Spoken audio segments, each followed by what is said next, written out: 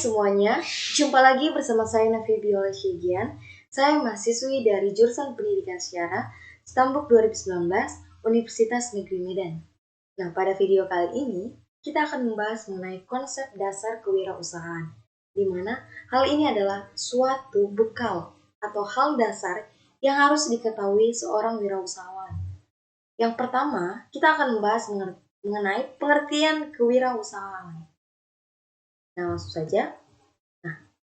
Pengertian wirausaha.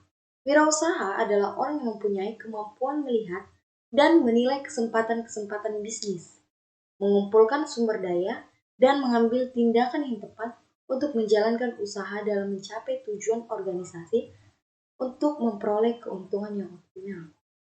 Nah, jadi di sini bisa kita lihat bahwa seorang wirausaha itu adalah seorang yang cekatan, seorang yang mempunyai intelektual yang tinggi, di mana dia harus mampu mengubah kesempatan itu menjadi peluang.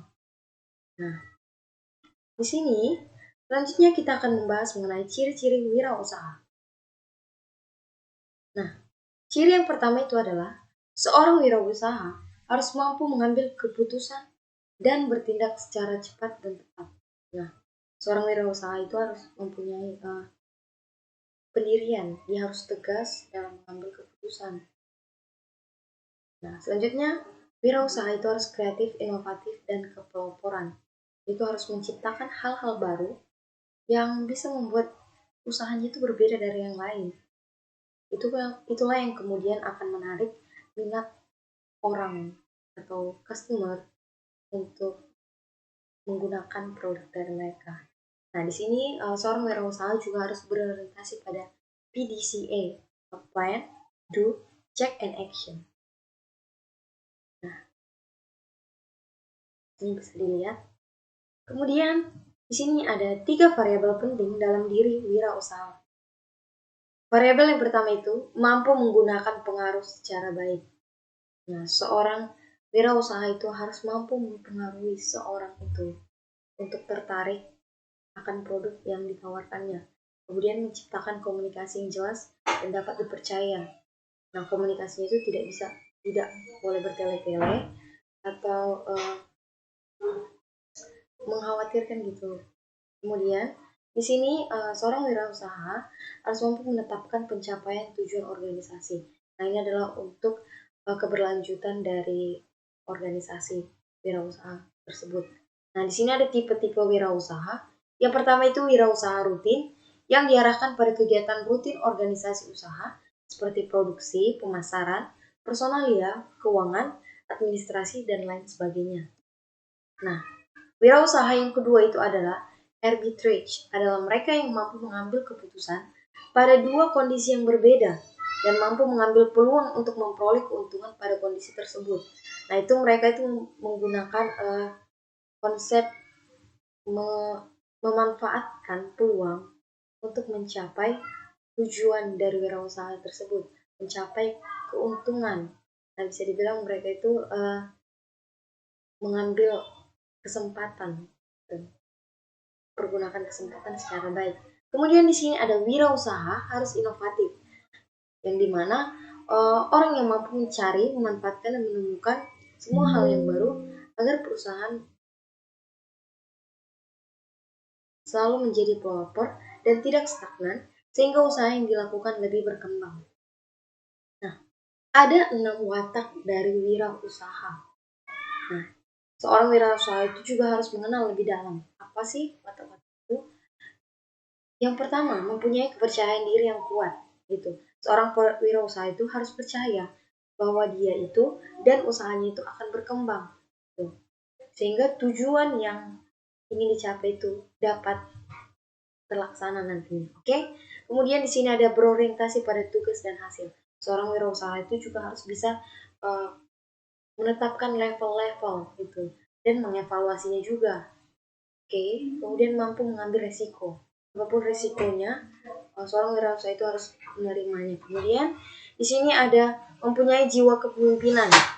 Nah, selanjutnya inovatif, kreatif, dan ulet seperti yang sudah dijelaskan di slide sebelumnya, bahwa seorang wirausaha itu harus inovatif untuk menciptakan hal-hal yang baru.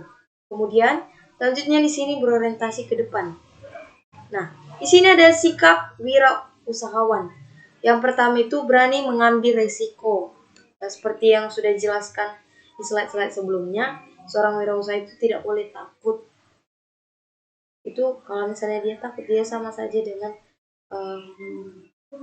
tidak percaya akan tujuannya itu.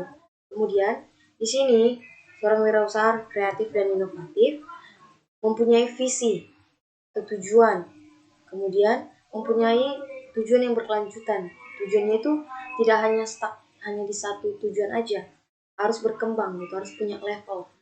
Nah, selanjutnya itu percaya diri, percayakan kemampuannya, percayakan tujuannya, dan percaya akan hasilnya nanti.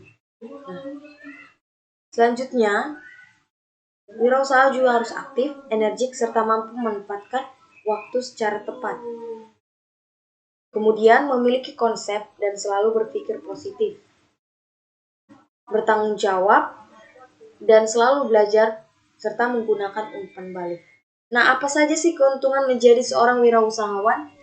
Yang pertama adalah dapat mengontrol usaha secara mandiri. Karena seorang wirausaha itu berdiri sendiri gitu.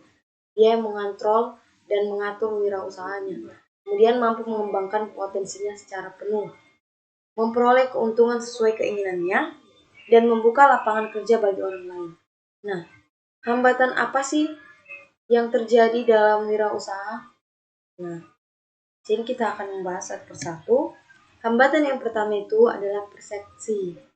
Dugaannya bisa dikatakan seorang wirausaha itu terlalu tua, terlalu muda, nggak boleh lagi jadi seorang wirausaha gitu.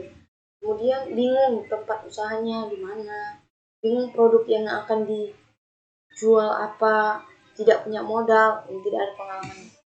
Nah, dari segi kreatif mempunyai takut akan risiko, kemudian kurangnya dukungan, budaya yang menghambat, serta dari segi intelektualnya itu seorang wirausaha itu tidak berpikir logis. Nah, bisa aja sih pilihan kita.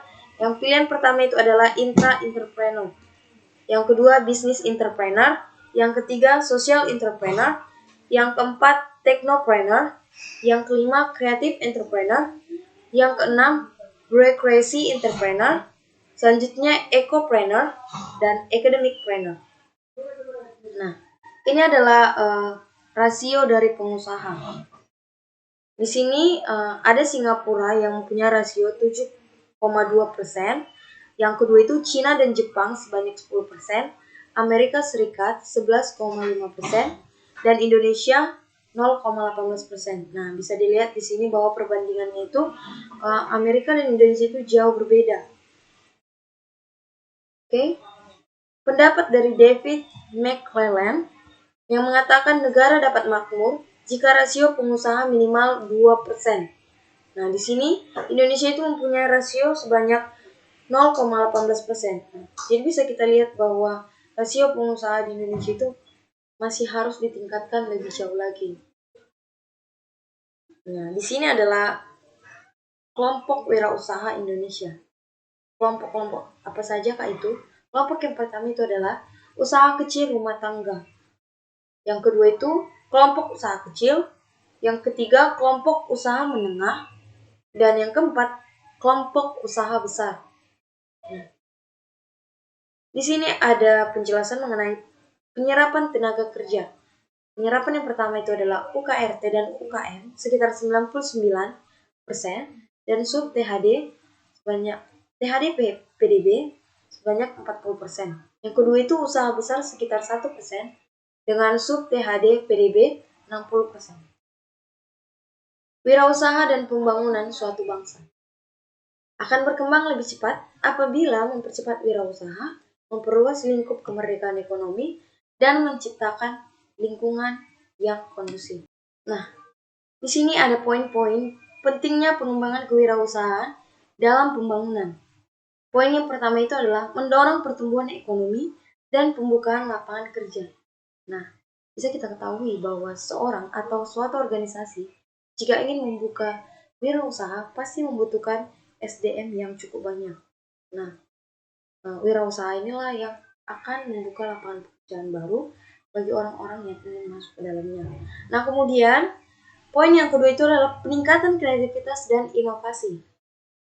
Yang ketiga, peningkatan kualitas kompetensi. Yang keempat, mengurangi ketidakpastian. Dan yang kelima, meningkatkan kesejahteraan masyarakat. Oke. Nah, mulai sekarang, ayo, marilah berubah dalam cara berpikir dan bertindak. Jika kita ingin memulai suatu usaha, ayolah kita mulai. Jangan hanya stuck pada pikiran-pikiran yang belum tentu terjadi. Gitu. Jadi, kita harus bisa bertindak secara tegas dan berpikir secara logis. Oke, mungkin itulah yang dapat saya sampaikan hari ini. Jika ada kesalahan kata atau perbuatan, saya ucapkan maaf dan semoga video ini bermanfaat. Terima kasih.